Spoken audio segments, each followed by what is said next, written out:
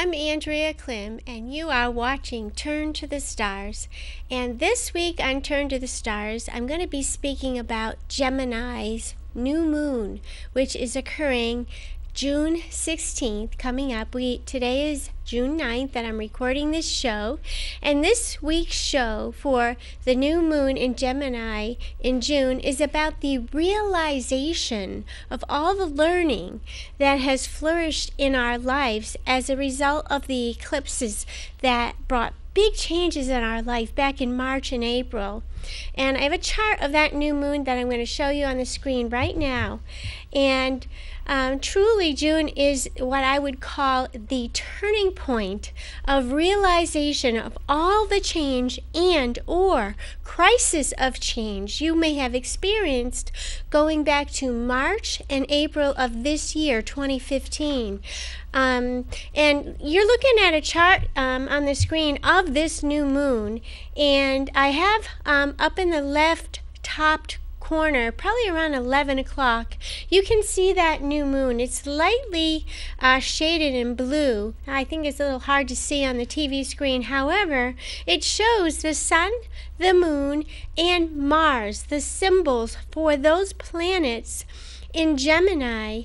In this particular chart, which is very much associated with friendships, community, goals, and the achievement of those goals. And it shows, you see those red lines that reach over to Chiron, right over probably around 2 o'clock on the chart. Chiron is the asteroid which suggests that there is many wounds and deep emotional things that are going on with people, and communication is truly the resolution. However, there is a lot of fear and a lot of misunderstandings that are probably happening, especially because Mercury has been in this square to Neptune over the course of the last week or so. Mercury is all about communication. Neptune, when it's in hard aspect to Mercury, causes lots of communication issues.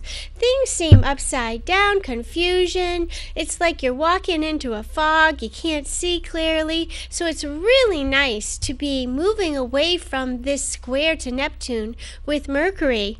And June does is a reminder of how important healthy boundaries are. Without them, we can become very sick, very overwhelmed by experiences which are not ours to take responsibility for. And the interesting thing, and I'm going to be talking about this on next week's show, is July delivers the gifts. If June delivers a theme of realization of, wow, I see why all these changes have been happening in my life and how critical it was for me to really realize what healthy boundaries are. So I'm saying July then is going to be the month around the, I'd say probably, with this full moon, in July, at the beginning of July, you're going to see that July delivers the gifts with this full moon, meaning relief from all the change you've strived to survive through. And finally, we can see the light of the future. It has been a rocky road for so many people. So if you've experienced that, you are okay. I just want to let everyone know that. The theme of June with this new moon is also about language and knowledge. Really interesting, because this new moon is in Gemini, and energetic association, there's this energetic association with the 25 degrees and 5 minutes that you saw on that new moon chart in the constellation of Gemini, which reaches way back in time to 87 BC, meaning memories. Subconscious memories for anyone with planets placed close to this degrees will easily surface in your life. Or there'll be these memories, or these, as I call them, deja vu moments. It's so interesting. I've been having one after the other after the other. I am a Gemini, and so language is a very important thing to me. Information and knowledge and passing on of knowledge is utmost. That's my food. That's what feeds me. So the term déjà vu really is a French term which was coined by a French psychic researcher named Emily Boirac.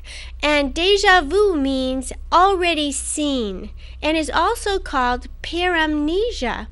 It describes the feeling of having already experienced a situation.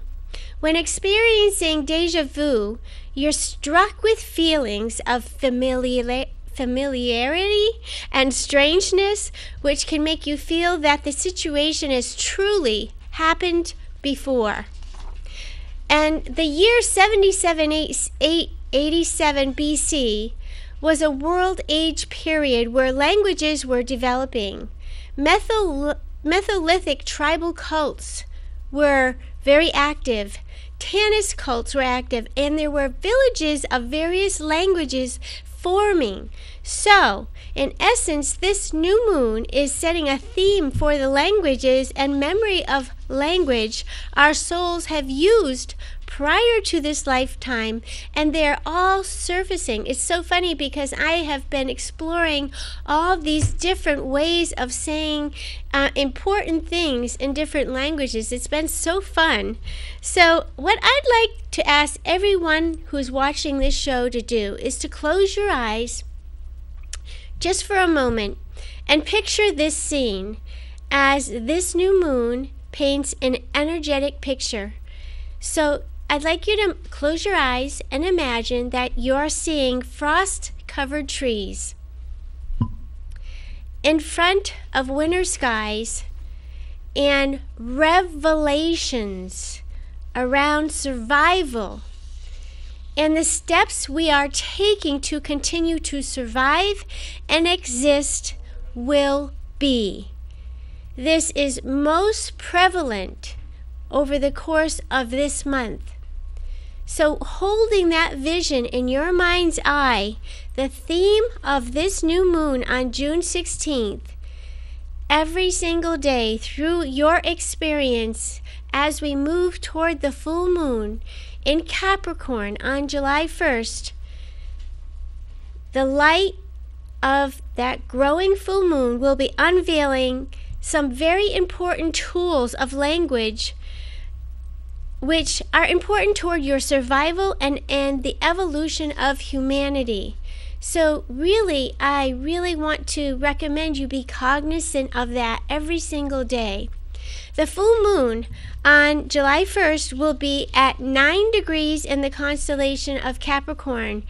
The time period of June 1763 and the soul experiences remembered during this time period will be which were the industrial times of growth and the national revolutions, capitalism, the importance of interacting of different languages in the development of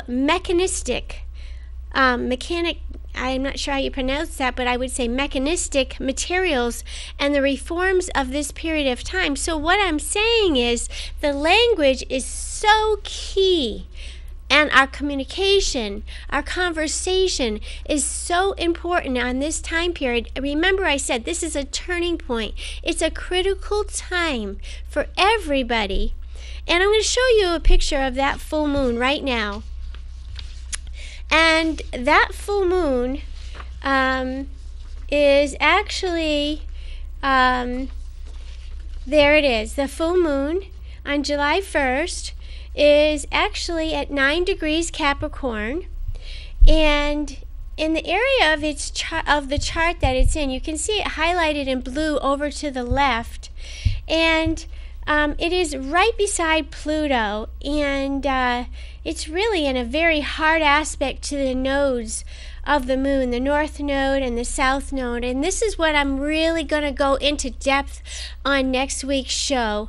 But for now, I just like everyone to hold that picture of the frost-covered trees with the backdrop of the winter skies and really realize and take time to concentrate and pay attention to the words and the ideas and the thoughts and the suggestions that are coming your way from people around you. Very, very important. This will really help you in your day-to-day life. And the song that came to mind as I was creating this show was the energy that comes for me, that I felt with this new moon, is a song that is old, and it comes from the Beatles, and I'm sure you'll remember it, Let It Be. And in Latin, the word for let it be is permissum is existo. The word of the song says, so the words of the song actually say, when you find yourself in times of trouble, and Mother Mary, Matras Mary, Mana, comes to you, offering words of wisdom, and she says, let it be.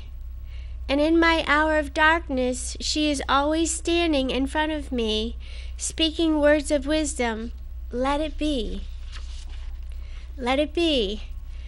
And the Latin words for wisdom there's actually 3 words that I found that are representative of the word wisdom, which is a Gemini word. Sapientia, prudentia, concilium. Greek words for wisdom. The Greek word for wisdom is Sophia. The goddess of wisdom was Sophia. In astrology, the energy that the constellation of Gemini desires is, I am giving you the ideas and the thoughts, the wisdom. Gemini carries wisdom. And I am a Gemini, and when my husband met me, he said, there is a gem in I, and I took it as a compliment, meaning that there was a gem in me.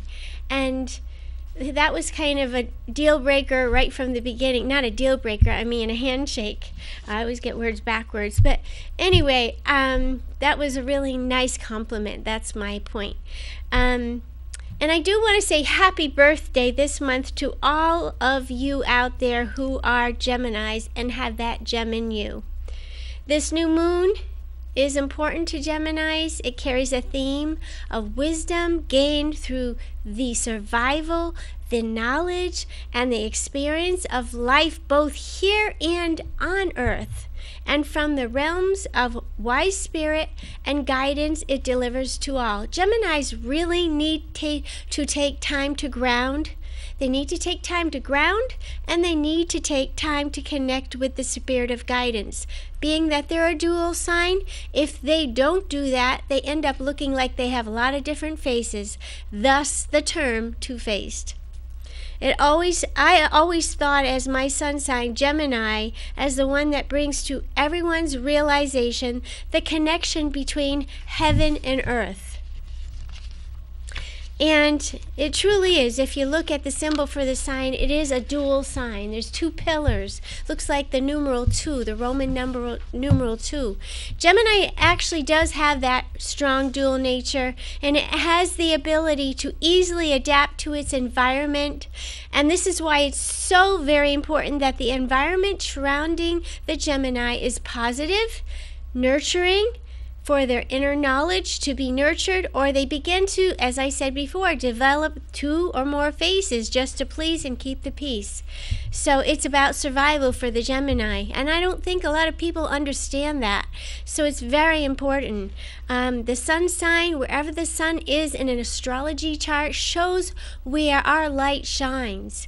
And so this is an important point to understand about Gemini. The song Let It Be also says, and when the broken-hearted people living in the world agree, there will be an answer. Let it be, let it be.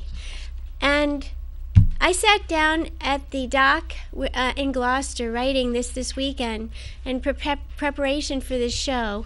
And what this new moon actually whispers is words of wisdom all around us. There's words of wisdom if we can just hear, both by our words and through our actions. Mars is in that, right beside that new moon. Mars is a planet of action. And so because it's right beside that new moon, it's not only words that are speaking, it's actions that are speaking, the actions that our people are taking. And so I want to show this new moon picture one more time, which is the first picture in my series of pictures. There it is. No, that's the full moon. If we could go back to the new moon, the very first A.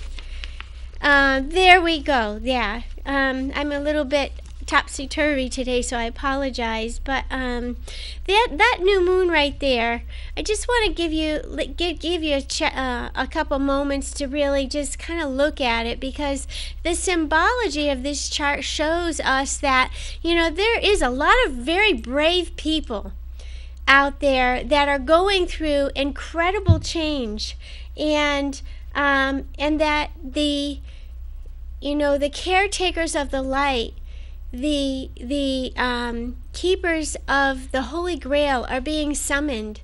And by that, I mean the people who watch out for the children, the people who watch out for others and help them to understand that it's okay to express who you are. And, such as you see in the news about the people in Ireland, they're now recognizing the gays and people who choose, it's not that they choose, they are who they are. And so Ireland is actually talking about this in the news. And so I'm going to be talking a lot more about that on next week's news. But that chart is significant. That full moon chart and this new moon chart really, bring this type of news to light. To light. And so I'm going to ask everyone who's watching this show, I'm asking you to pass this message on to your family and your friends.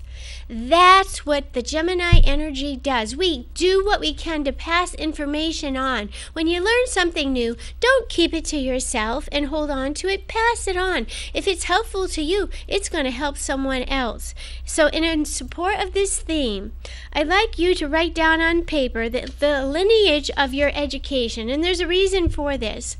Where your wisdom comes from is so important. The lineage of my education in astrology started back in 1998 with a medical astrologer, Robin Menton, who was down on the Cape.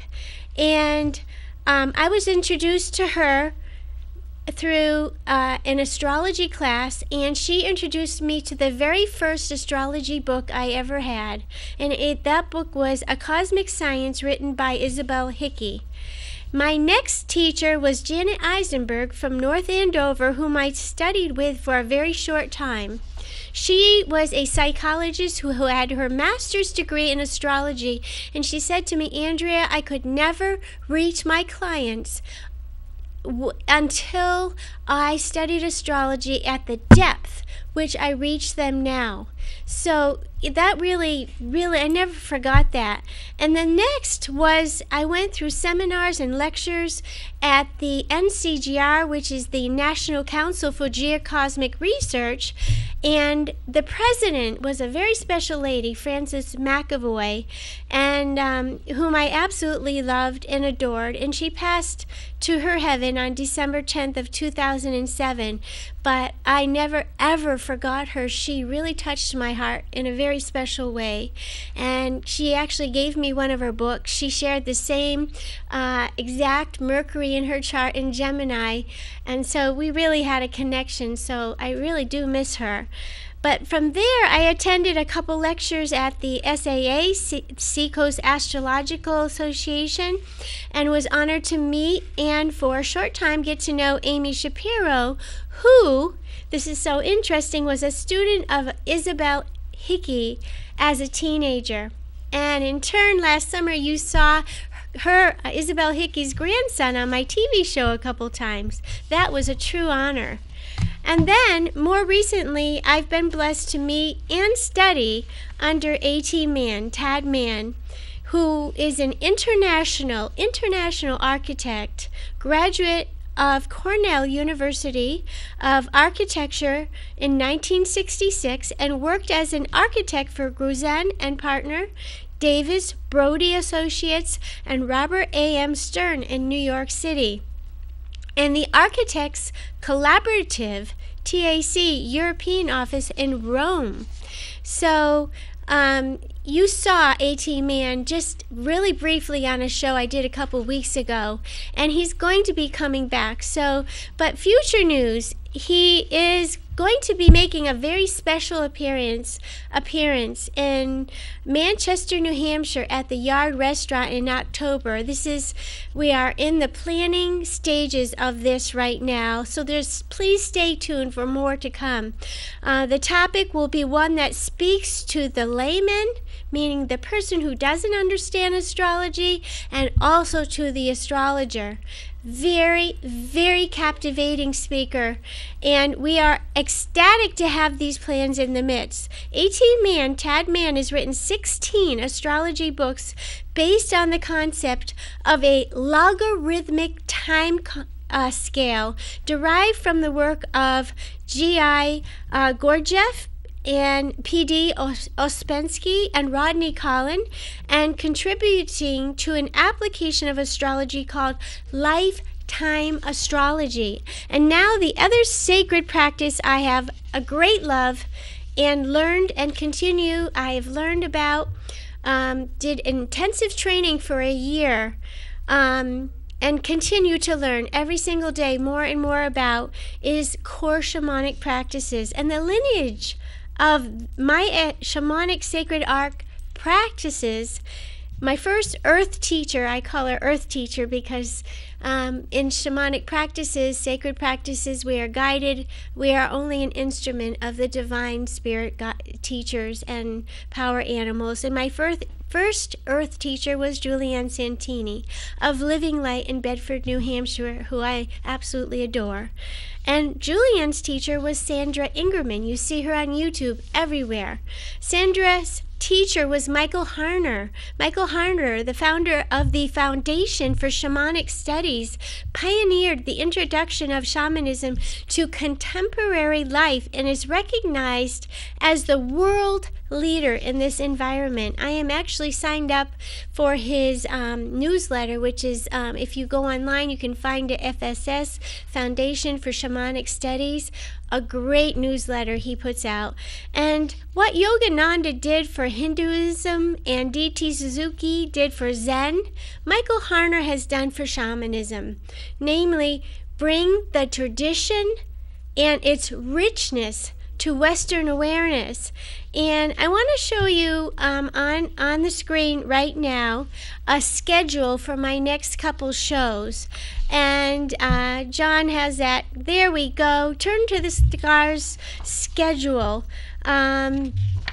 which is next week. I'm going to be talking in depth on the Capricorn full moon. That's June 16th. And that'll be the day of the recording. And coming up on June 30th, we'll be recording with the producer of my show, guest Marjorie Chappelle, the healing the shadows within us. Really captivating topic. Very, very helpful topic. So that's in the works right now.